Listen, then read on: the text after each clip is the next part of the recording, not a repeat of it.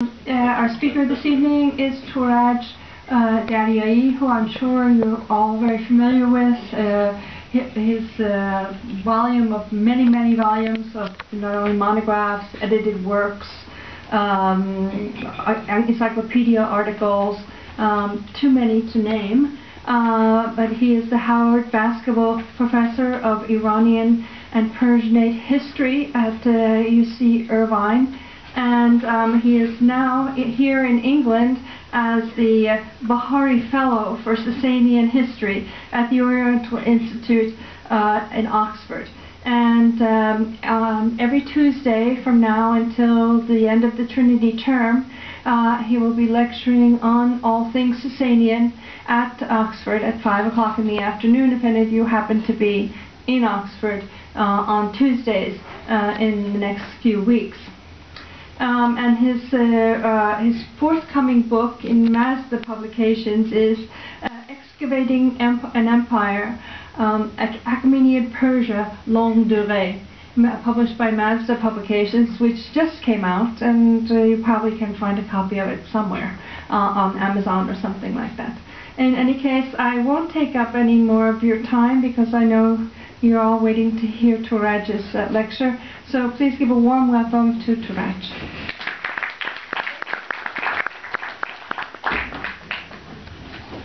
Thank you, Jane. I appreciate it. Good afternoon, ladies and gentlemen.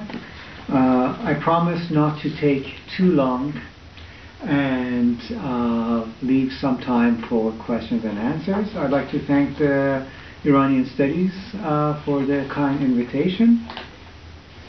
As Jane said, every Tuesday until the end of the term at the Ioannou Center for Classic and Byzantine Studies, there will be lectures on the Sasanians. And so you are welcome to come, and these are part of the Baghaei endowment that has enabled Oxford to conduct this really rare and I think very important area that everybody at Oxford knew it was important, but nobody had anything to do or did something for it until now. So my talk is about Sasanian studies as a discipline. In 1875, the Camden professor in ancient history, Henry Rawlinson, penned the first book-length book in English about the Sasanian Empire.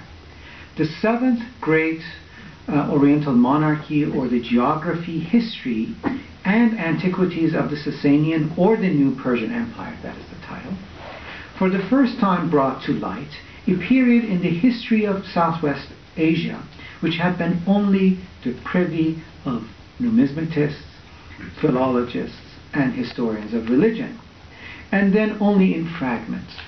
Rawlinson was, of course, writing a continuous imperial history of the Near East from the first great Oriental empire to this last one, as empire was very much the preoccupation for the British at the time, especially as their interest in the region was in full force. It is certainly amazing that this book did not spark further interest in the study of the Sasanians in the way it should have compared with other ancient Near Eastern empires, such as the Assyrian or the Achaemenid, and certainly the empire of Alexander of Macedon. By reading through the book, one clearly sees an Orientalist engaged in the study of a period of Southwest Asian history that is neither really interesting for its author, that is Mr. Rawlinson, nor its monuments and achievements. Take, for example, when the background to the Sasanian Empire is given a presentation by Rawlinson, the Persians are described vis-à-vis the Greco-Macedonians in such a light. I quote, "There is an essential antagonism between European and Asiatic ideas and modes of thought, such as seemingly to preclude the possibility of Asiatics approaching a European civilization. The Persians must have felt towards the Greco-Macedonians much as the Mohammedans of India feel towards ourselves." They may have feared and even respected them, but they must have very bitterly hated them. I should just mention that really Greece as a European civilization is a very modern idea, at least in the past several hundred years. The Persians are much closer to Greeks in terms of cultural relations throughout history, and certainly Persians were interesting Hellenophiles in some ways. If you follow Herodotus, where Persians actually gladly and willingly adapted to foreign ideas. There is much more that one can say about Rawlinson's own time and his perception of the Orient by reading through his Sasanian history. However, that is not the aim of this talk. All that needs to be said is that Rawlinson saw the Sasanians as a half-baked, semi-barbarian empire whose taste in art and culture was low or primitive, to say the least.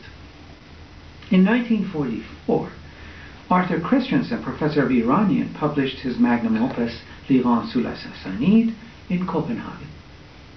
He had earlier published another work on the institutions of the Sasanians, and this seems to be a clear conclusion to that earlier work. Christensen's treatment, not as a historian, such as that of Rawlinson, but as a full-fledged Iranist working on Iranian languages, both in modern and ancient, Iranian mythology and history, is amazing. His knowledge of Persian and his dealings with the Persian literati, and having lived with them and having befriended them, made the book in many ways contrary to the portrayal which Rawlinson had given the Sasanians. L'Iran sous la Sassanide is less a political history, but more importantly, one of the best cultural studies of any period in Iran's history, with sources from Arabic and Persian to Syriac to Middle Persian, Armenian, and others are used, but of course without any clear methodological criteria that we focus on today. Music, art, history, and literature were all presented in a readable manner. As a result, this book remains as the most single important book that scholars and lay people go back to learn about the Sasanians. Of course, some 70 years had passed since Rawlinson's time. We have to do justice to that. And so 7 years had passed, and of course sensibilities had changed to some extent as well. I'm not clear of Rawlinson's political stance, but it must have been very different from that of Christensen, who came from a middle-class civil servant family and whose country's relationship vis-à-vis the East was far different from that of Britain. Christensen provided a very positive view of the Persians, and this of course is the reason for which Christensen is liked and sometimes loved by the Persian literati and Iranians in general. An example would be Baghaei-Yazdi, who is a famous listener of Persian literati, who by the way translated Christensen's work from French into Persian, and this book continues to be reprinted. I don't know what print we are now, probably 20 or 25th print. The third book on the Sasanians was written in German by the German archaeologist Klaus Schippmann, Grundzüge der Geschichte der Sassanidischen Reich. Sorry, Vesta, for the pronunciation. Here, a rather shorter but more up-to-date treatment of Sasanian political history was presented. Its treatment of culture economy is rather brief, but it is the political culture that receives the lion's share of the work in this 1990 tome. So, a book in 1873 in English, one in French in 1944, and one in German in 1990 were basically the main monographs on Sasanian history for the 19th and the 20th century. An ancient historian, an Iranist, and an archaeologist provided the treatment for more than 4 centuries of Iranian and Near Eastern history. Still, after these 3 works, either no one dared or cared enough about the period. And this is the period in Middle Eastern history that's usually nowadays is called from Alexander to Islam, but it is certainly an important part where actually the Iranians were ruling over this area. The Sasanians needed a field or other fields to save them from oblivion. Of course, the problem was that the Sasanians were not enough of an ancient Near Eastern empire in the sense of the Assyrians and the Achaemenid empires, and they were neither Hellenic to receive the attention of the classicists, who sometimes dealt with the East. The Sasanians were somewhat alien to the historians with their particular regional and chronological setting. Indeed, it appeared that they were a lost cause to be treated outside of the philological interest. The Sasanian Persians appear to be another group of people without history, to use Eric Wolf's famous book title. However, it was first the early Islamic historians who became interested in the Sasanians. There was a just reason for this, and that was that if one looks at the institutions, structures, and conduct of the Abbasid Caliphate, one sees important connections with the past, specifically 6th century Iran, the time of Khosrow or Kisra, as it came to be known in the Persian Arabic literature. No doubt the translation of the Pahlavi text by such people as Ibn Muqaffa and others at the Dar al-Hikmah, or Beit al-Hikmah actually, the building of Baghdad as a round city, typical of Sasanian cities, and a few miles away from the Sasanian capital, Ctesiphon, and the interest of the Abbasids in the history of the Sasanian kings, and their conduct and manners, from eating to being hidden behind a silk curtain, and their statecraft and wisdom literature, or mirror for princes, certainly mandated a study of history of the region from the time of Khosrow to Harun al-Rashid in a specific setting.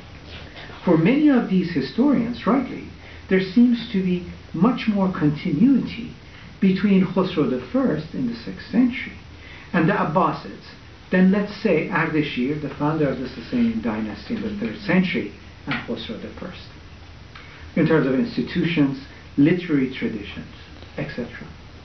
No doubt these similarities was reason enough, if memory serves correctly, for Al-Jahiz to call the Abbasids an Iranian dynasty because of their emulation of the former empire. We should not forget that with the gradual breakup of the Abbasids in terms of political control on the Iranian plateau and the greater Khorasan, successive dynasties connected themselves to the Sasanian kings, courtiers, and generals.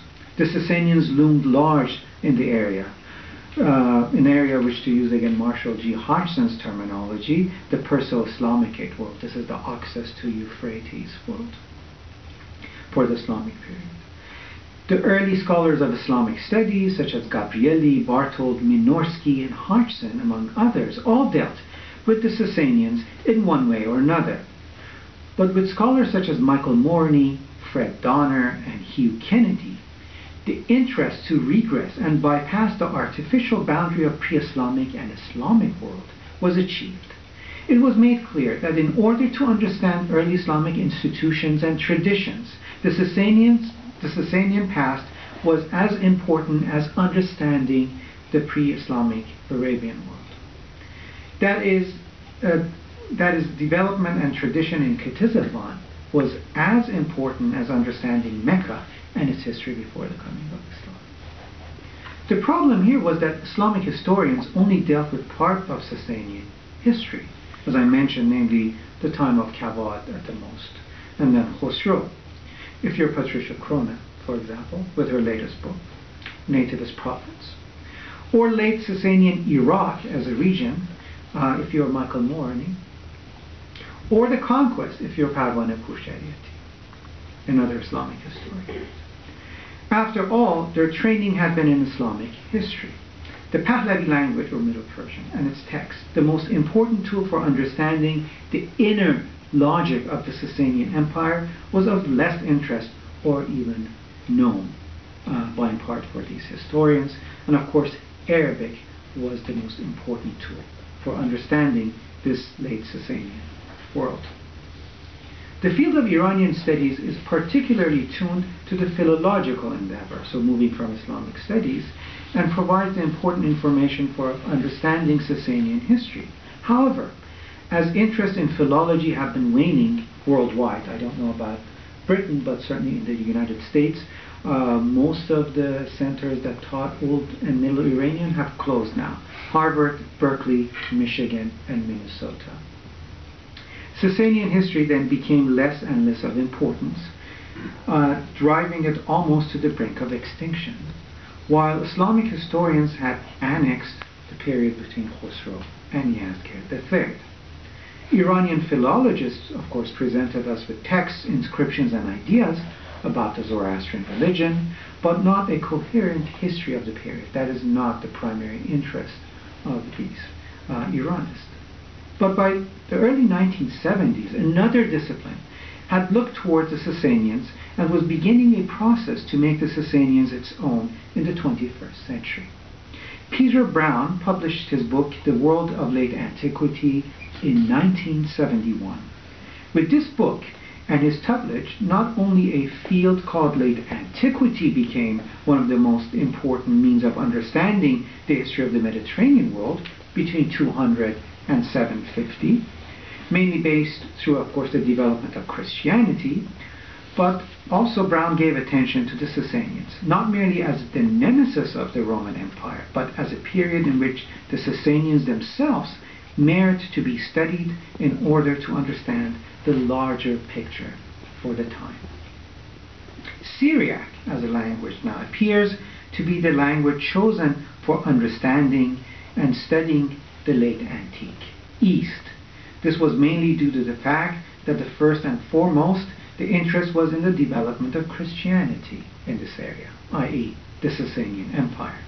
Most recently, Teresa Bernheimer and Adam J. Silverstein, in their work entitled Late Antiquity, Eastern Perspectives, had given a full treatment of how and who were the scholars who were intending or believing to have brought this Persian world into the fold of late antique studies discipline.